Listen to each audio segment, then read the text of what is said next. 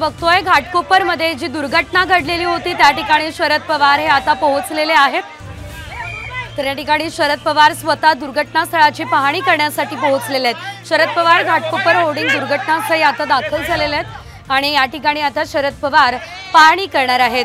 काल खरं तर घाटकोपरमध्ये अतिशय भीषण अशी दुर्घटना घडली ज्यामध्ये 14 जणांचा दुर्दैवी मृत्यू झालेला आहे, नाहक बळी गेलेला आहे। त्या ठिकाणची पाहणी करण्यासाठी आता स्वतः शरद पवार पोहोचलेले आहेत। या ठिकाणी काल अतिशय मोठं असं होर्डिंग जे आहे ते जोरदार वाऱ्यामुळे कोसळलेलं होतं आणि हे होर्डिंग पेट्रोल पंपावर पडलेलं होतं। यामुळे पेट्रोल पंपाचं छत सुद्धा कोसळलं आणि याखाली साधारणतः 100 जण अडकले असल्याचं वृत्त प्राप्त झालेलं होतं। या ठिकाणानं आपण 74 जणांना बाहेर काढण्यात आले असल्याची माहिती पाहिलेली आहे। 30 जण यावेळेस अडकले असल्याचं आपण बघितलेलं होतं। सध्या आपण जर पाहिलं तर 14 मृतकांचा आकडा समोर आलेला आहे। शरद पवार हे घाटकोपरमध्ये आता पोहोचलेले आहेत, ज्या ठिकाणी ते घटनास्थळाची पाहणी करताय। नेमकं काय या ठिकाणी झालेलं होतं हे जाणून घेण्याचा प्रयत्न शरद पवार यांच्याकडून केला जातोय। हॅलो कॅमेरा बनला त्याच्या डिपार्टमेंट करून फोन लावा तुम्ही, त्याच्या डिपार्टमेंट करून फोन लावा, मला नका बोलू।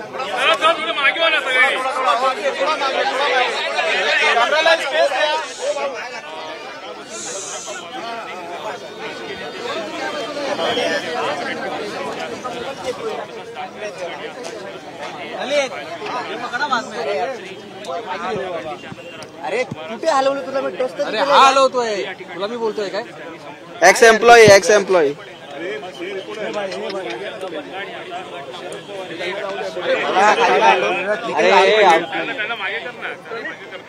अरे मोबाईल यार साइड आपण बघतोय यावेळेस शरद पवार हे त्या ठिकाणी अधिकाऱ्यांसोबत बातचीत करताय। घाटकोपर दुर्घटनास्थळी स्वतः शरद पवार पोहोचलेले आहेत आणि नेमकं काय घडलंय जाणून घेण्याचा प्रयत्न शरद पवार या ठिकाणी करताय।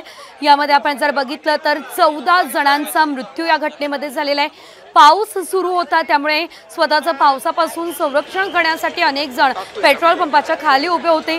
काही जण या ठिकाणी गाडीत पेट्रोल पिण्यासाठी पोहोचलेले होते।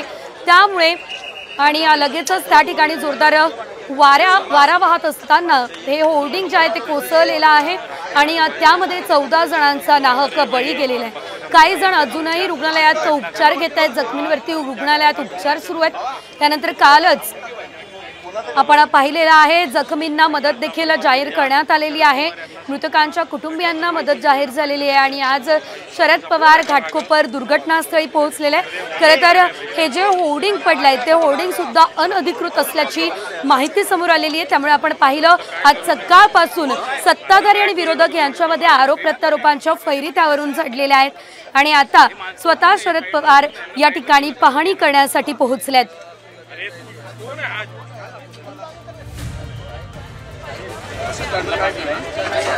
चालू आहे। अरे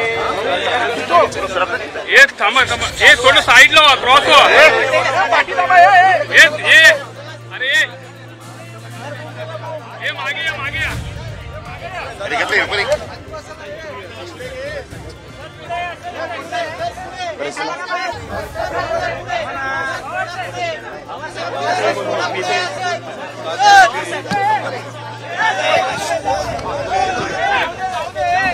तर शरद पवार आता माध्यमांसोबत काय बोलतात हे बघणं देखील महत्त्वाचं असणार आहे। तर आता शरद पवार हे स्वतः घटनास्थळी दाखल झालेले होते।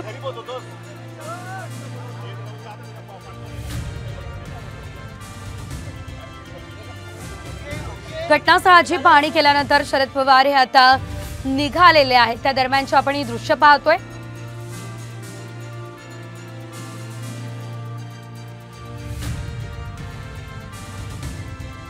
या दुर्घटनेमध्ये 14 जणांचा दुर्दैवी मृत्यू झालेला आहे आणि त्यानंतर आता शरद पवार यांनी घटनास्थळाची पाहणी केलेली आहे। तर घटनास्थळाची पाहणी केल्यानंतर शरद पवार हे आता निघालेले आहेत। त्या दरम्यानचे देखील आपण दृश्य या क्षणाला पाहतोय।